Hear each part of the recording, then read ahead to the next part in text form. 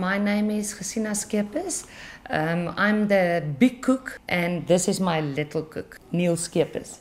The name of our dish is warm potato bake. Neil, you can start cutting the bacon so long. What you get in there is potatoes, spring onions, mushroom, bacon, 3 cheeses, milk, cream, chicken stock. You put it in the oven on 180 degrees until it's cooked, and then you put your cheeses on and some fresh chives on top for garnish, and that's all.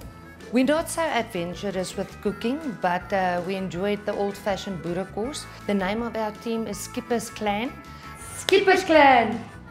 We choose it because our surname is Skeepers, and clan means there's 2 or 3 people, so it's me, my 2 boys, and while my husband works away in Nigeria. I see my dad 3 times a year, and it's not so fun without my dad here. When he comes home, we make plenty of potjies all together. I think boys can cook better than girls because boys are creative.